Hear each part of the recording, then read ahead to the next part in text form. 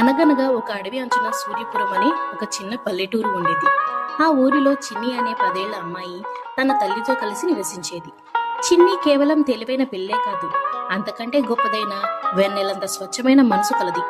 ఒకరోజు చిన్ని తల్లికి తీవ్రమైన జ్వరం వచ్చింది. ఎంతమంది వైద్యులు వచ్చినా ఆమె కోలుకోలేదు. చివరికి ఒక వృద్ధ వైద్యుడు వచ్చి అడవిలో ఉండే మాయామణి పువ్వు రసం మాత్రమే ఆమెను బాగు చేయగలదు.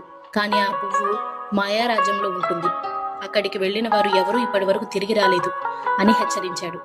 కానీ తల్లి ప్రాణాల కోసం చిన్ని ఏమాత్రం భయపడకుండా ఆ అపరిచిత రాజ్యానికి ప్రయాణమైంది.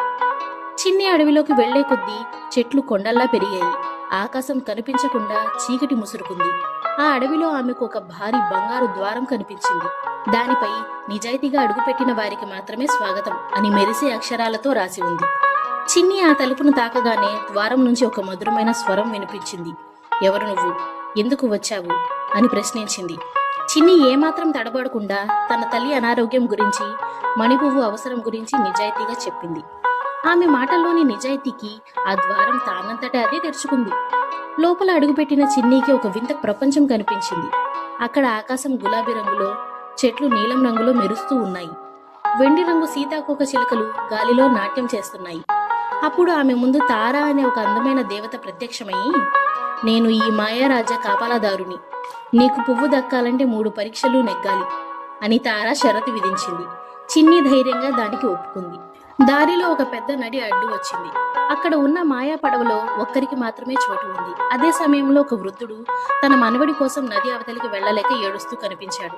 చిన్ని తన అవసరాన్ని పక్కన పెట్టి, మీరు ముందు వెళ్ళండి తాతయ్య అంటూ ఆయనకు దారి ఇచ్చింది. ఆమె చూపిన ఆ నిస్వార్థాన్ని మెచ్చి నదిలో నుండి మరో 2 పడవలు ప్రత్యక్షమయ్యాయి. చిన్ని మొదటి పరీక్షలో నెగ్గింది. తర్వాత వారు ఒక అద్భుతమైన పూల తోటలోకి వెళ్లారు. అక్కడ నకిలీ పువ్వులు ఎన్ని ఉన్నా చిన్ని తన అమ్మ చెప్పిన నిజమైన పువ్వు తేనె వాసన వస్తుంది అన్న ఒక మాటను గుర్తు పెట్టుకుని ఏకాగ్రతగా నకిలీ పువ్వులను తిరస్కరించింది. అది చూసి తార ఎంతో సంతోషించింది. చివరికి చిన్ని రాజు దగ్గరికి వెళ్ళింది. అక్కడ రాజు, నువ్వు శాశ్వతంగా నాతో ఉంటే నీకు పువ్వు ఇస్తాను అని కఠినమైన షరతు పెట్టాడు. అయినప్పటికీ చిన్ని ఆ సిరి సంపదలకు ఏమాత్రం లొంగకుండా, మహారాజా, నా తల్లి ప్రేమ కంటే ఈ సిరి సంపదలు నాకేం ముఖ్యం కాదు, నేను మా అమ్మ దగ్గరికి వెళ్తాను అని నిశ్చలంగా చెప్పింది. చిన్ని మాతృ ప్రేమకి, ధైర్యానికి రాజు చలించిపోయాడు.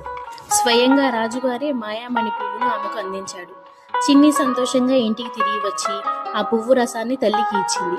మరుసటి రోజు కల్లా ఆమె తల్లి పూర్తిగా కోలుకుంది. మంచి మనసుతో చేసే ప్రయత్నానికి మాయలు సైతం దారి ఇస్తాయి అని ఆ ఊరి వారంతా చిన్నిని మెచ్చుకున్నారు.